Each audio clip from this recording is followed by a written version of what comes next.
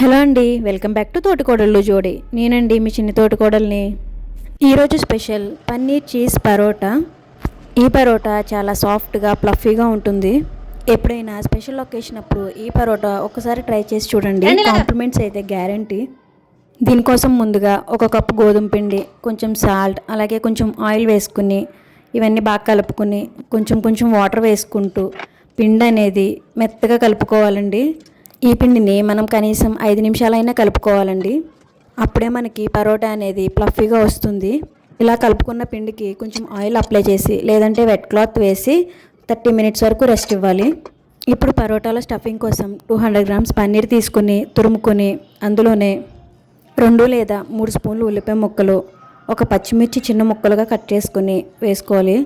2 స్పూన్లు కొత్తిమీర, 1/2 spoon garam masala, 1/2 spoon chaat masala అనేది కంపల్సరీగా వేసుకోండి, అప్పుడే టేస్ట్ బాగుంటుంది.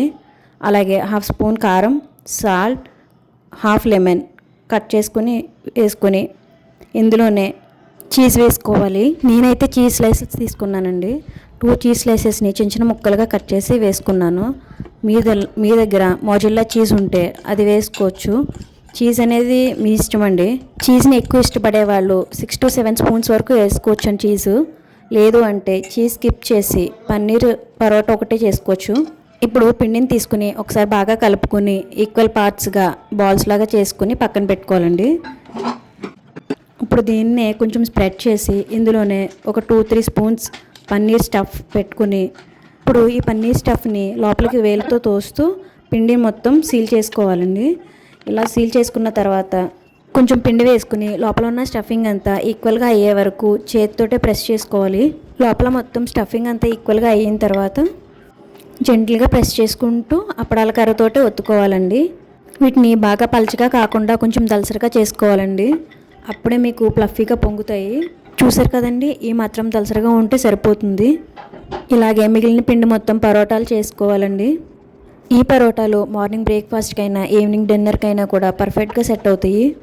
అంతేకాకుండా ఈ పరోటాలు చల్లారిన తర్వాత కూడా చాలా సాఫ్ట్గా మెత్తగా ఉంటాయండి. ఇలాగే అన్నిటినీ చేసి పక్కన పెట్టుకోవాలండి. ఇప్పుడు స్టవ్ పైన ప్యాన్ పెట్టుకుని ప్యాన్ హీట్ అయిన తర్వాత మంటని మీడియం ఫ్లేమ్లో పెట్టుకుని పరోటాలని అటు ఇటు తిప్పుతూ కాల్చుకోవాలండి. పరోటాలకి ఆయిల్ లేదంటే బటర్ అప్లై చేస్తూ అటు ఇటు గోల్డెన్ స్పాట్స్ వచ్చే వరకు కాల్చుకోవాలి. మనకి ఆయిల్ కన్నా బటర్ అయితే టేస్ట్ ఇంకా చాలా బాగుంటుందండి. చూసారు కదండి ఎంత బాగా కాలినాయో. ఇలాగే పరోటాలన్నీ కూడా కాల్చుకోవాలి.